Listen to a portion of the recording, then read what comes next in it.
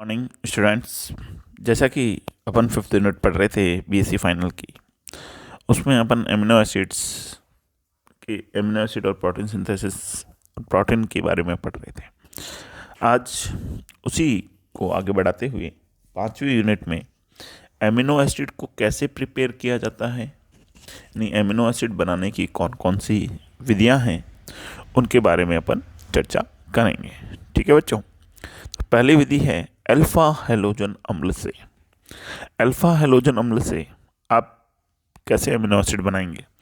Alpha chloro या bromo अम्ल को सांद्र अमोनिया के साथ अभिक्रिया करवाने पर अल्फा एमिनो अम्ल प्राप्त होता है। यानी जो भी अल्फा पोजीशन पे अगर हैलोजन प्रेजेंट है हेलो अम्ल के पर, उसमें सांद्र अमोनिया के साथ, कंसंट्रेटेड अमोनिया के साथ रिएक्शन करवा दीजिए, then halogen will replace by amino group and we will obtain amino acid. इस विधि को परकिन विधि भी कहते हैं because it is discovered by Perkin, so it is also known as Perkin method. इस रिएक्शन में होगा क्या? ये Cl है, ClCH2 COOH, इसको अपन बोलते हैं अल्फा हैलोजन एसिड। इस अल्फा हैलोजन एसिड की रिएक्शन अगर अपन अमोनिया के साथ परफॉर्म कर देते हैं, ये NH3 रिएक्शन परफॉर्म करने पर ये HCl रिमूव हो जाएगा और बचेगा क्या? CH2 COOH NH2। इस तरह से अपन को अल्फा पोजीशन पर NH2 समूह प्राप्त हो जाएगा। ठीक है बच्चों, तो ये है पहली विधि। दूसरी विधि गर्बिल थैलेमाइड संश्लेषण। गर्बिल थैलेमाइड संश्लेषण बहुत ही इंपॉर्टेंट मेथड है और ये आपने सेकेंड ईयर में पढ़ा होगा। जब एमीन वाला चैप्टर आपने पढ़ा होगा सेकेंड ईयर में, तो उसके अंदर गर्बिल थैलेमाइड संश्लेषण में पोटेशियम थैलेमाइड, जो पोटेशियम थैलेमाइड होती है, उसकी क्रिया अपन अल्फा हैलोजन एस्टर से करवाते हैं। ठीक है, अल्फा हैलोजन एस्टर भी ले सकते हैं या कोई और कंपाउंड। अल्फा हैलोजन एस्टर से करवाते हैं जो थैलिक अम्ल व अल्फा एमिनो अम्ल देता है, यानी जो वो डिकम्पोज होके अल्फा हेलो अम्ल और एमिनो अम्ल देता है। ठीक है, चलो देखते हैं कैसे। ये जैसे मैंने ये थैलीमाइड लिया, सपोज कीजिए आपने ये थैलीमाइड लिया, ठीक है, C double bond O NH, ये थैलीमाइड है।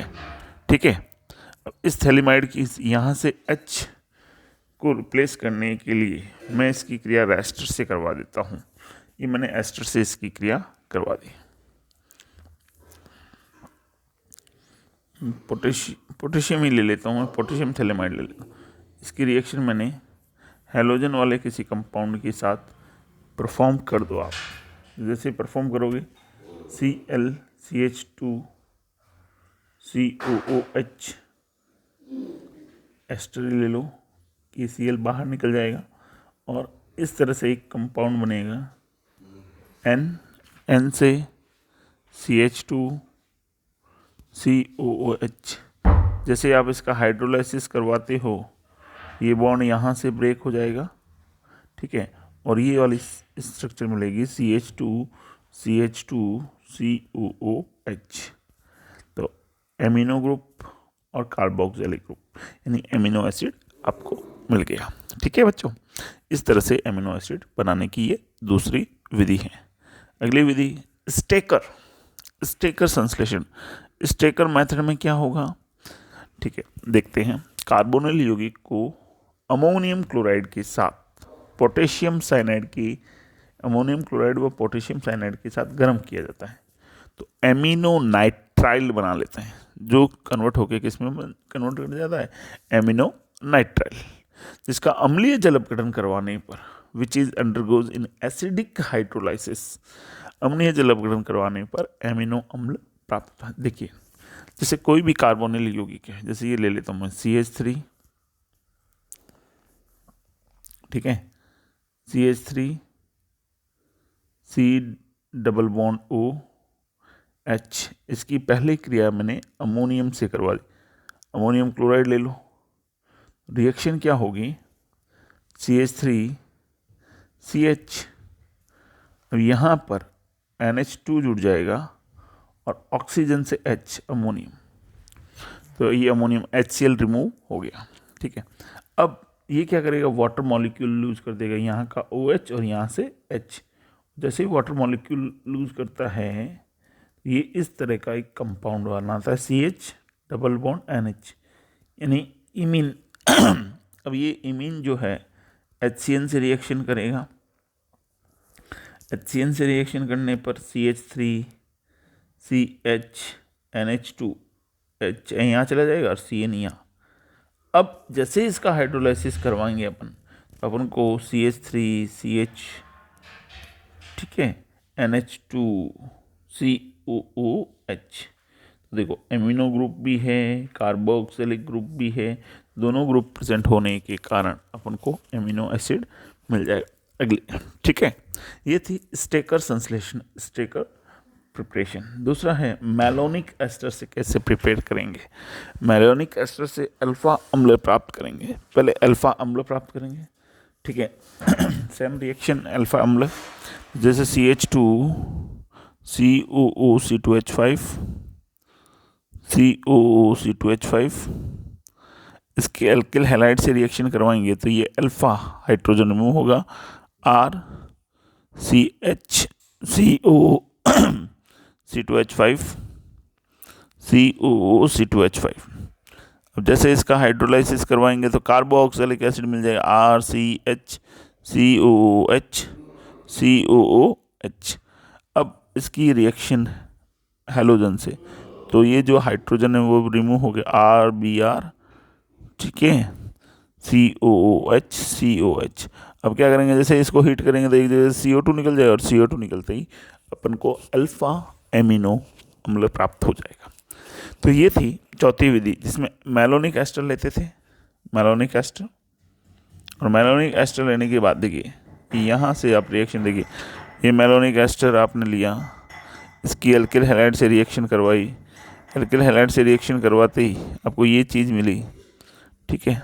अब इसका हाइड्रोलाइसिस करवाया, हाइड्रोलाइसिस करवा पे कार्बोक्सिलिक ड्राई कार्बोक्स, इसकी हैलोजन से रिएक्शन करवाई, तो ये जो अल्फा हाइड्रोजन था वहाँ पर हैलोजन अटैच हो गया, ठीक है बच्चों।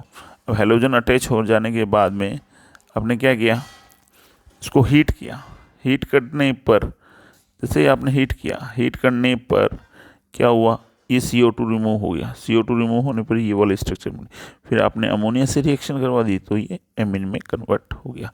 इस तरह से अपन को अल्फा एमिनो अम्ल प्राप्त होता है, ठीक है बच्चों। चलिए अगली अभिक्रिया दारास्की दारास्की संश्लेषण। एल्डिहाइड की क्रिया साइनो एसिटिक एस्टर के साथ करवाते हैं। Aldehyde react with cyano acetic ester. Cyano acetic ester यानी साइनाइड जुड़ा हुआ होगा और उत्प्रेरक की उपस्थिति में करवाने पर हाइड्रोजनीकरण पर एल्किल साइनो एसिटिक अम्ल प्राप्त होता है, जिसका जलावकरण करवाने पर अमीनो अम्ल प्राप्त होता है। यानी कि आपको कुछ चैन प्रोसीजर रिएक्शन है वो फॉलो करनी होगी। देखिए सबसे पहले अपन बात करते हैं, अपन ने क्या लिया, ये लिया एल्डिहाइड, ठीक है, ये था अपने पास एल्डिहाइड।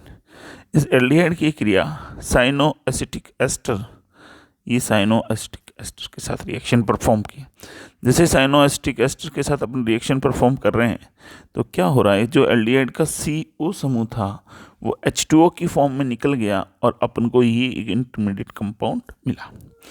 अब ये इंटरमीडिएट कंपाउंड जो है उसकी हाइड्रोजन से रिएक्शन करवा के जो यहाँ पर ये समूह COOCH2 समूह है, उस CH2 समूह को N3 एजाइड में कन्वर्ट कर लेंगे, ठीक है, एजाइड में बदल के। अब एजाइड में बदलने के बाद अपन इसकी क्रिया अल्कोहल से करवाएंगे और अल्कोहल और HCl से।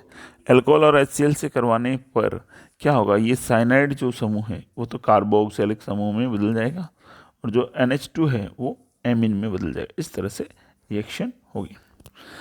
अगली अगर बात करें तो अगली अभिक्रिया है कूप संश्लेषण, कूप सिंथेसिस। अल्फा कीटोनिक अम्ल की क्रिया अमोनिया व के साथ हाइड्रोजनीकरण करवा दें तो अल्फा एमिनो, ये आपने लिया कार्बोक्सिलिक अम्ल RCOOH, ठीक है। कार्बोक्सिलिक एसिड है, इसकी क्रिया अमोनिया के साथ करवाई, ये लिया अमोनिया, तो वाटर मॉलिक्यूल लूज कर देगा और ये इस तरह का एक कंपाउंड बनाएगा। अब इस कंपाउंड का अगर हाइड्रोजनीकरण करवा दें तो ये किस में कन्वर्ट हो जाएगा, RCHNH2COOH इस तरह से, और ये है अपने पास एमिनो, इस तरह से अपन को एमिनो अम्ल मिलेगा। ठीक है बच्चों, आज की पहली क्लास में इतना ही, अगला अपन नेक्स्ट क्लास में पढ़ेंगे।